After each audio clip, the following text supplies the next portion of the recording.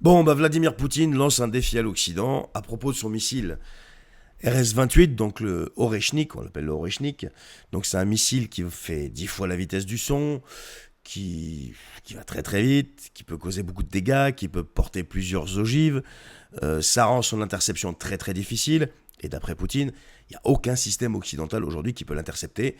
Et de ce fait-là, il a proposé à l'Occident, donc aux États-Unis, de choisir Kiev, d'y placer un objectif et d'y concentrer toutes les défenses aériennes possibles et imaginables qu'ils ont, et que lui, il tire un de ses missiles sur l'objectif et voir ce qui se passe. Donc c'est un test à grande échelle, c'est une espèce de duel de missiles XXL du 21e siècle.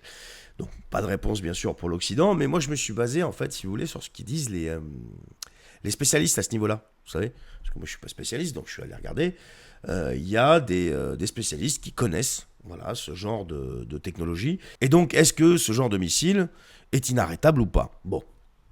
Alors, il a raison, d'après ce qu'ils nous disent, dans un sens, parce qu'il s'agit d'un missile balistique qui va 10 fois, qui fait plus de 10 fois la vitesse du son, et il est trop haut, il vole trop haut, si vous voulez, pour de nombreux systèmes antiaériens. Donc, dans ce sens-là, ils nous disent que Poutine a raison. Mais le missile, ils disent, il n'est pas complètement insaisissable. Pourquoi? Parce que pour l'instant, il existe 3 types de défense antiaérienne qui pourraient éventuellement l'intercepter. Donc on a les systèmes américains THAAD, T-H-A-A-D, on a les Israéliens qui ont aussi ce qu'on appelle le Arrow 3, et il y a aussi la Corée du Sud qui possède des systèmes comme ça. Alors il nous explique que ces systèmes fonctionnent sur la base d'un vaste réseau de satellites et de radars qui peuvent calculer très précisément la trajectoire du missile, et au moment où le missile va rentrer, si vous voulez, dans sa phase terminale et entame sa descente, c'est là qu'ils peuvent éventuellement l'intercepter.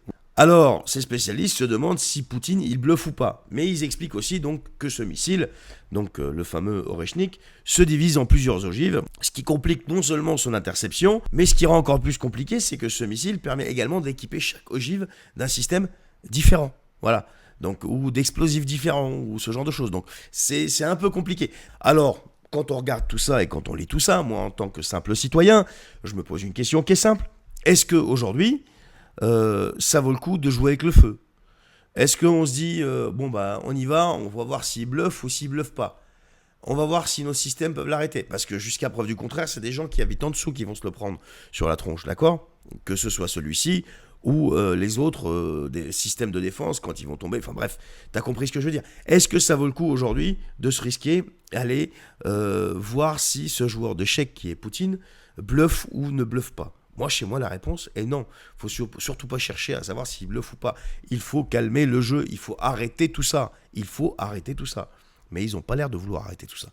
Dis-moi ce que t'en penses, mais moi, je sais pas, j'ai l'impression qu'on est dans Call of Duty, mais grandeur réelle, quoi. C'est un truc de fou. On dirait que ces gens-là n'ont jamais rien pris sur la tronche et n'ont jamais rien perdu. N'ont jamais perdu un être cher, un truc comme ça, pour comprendre, si tu veux, la douleur que ça peut engendrer. Ou alors ils sont complètement sans cœur, sans aucune émotion, sans aucun sentiment, je sais pas. Allez, dis-moi ce que t'en penses. Bonne soirée.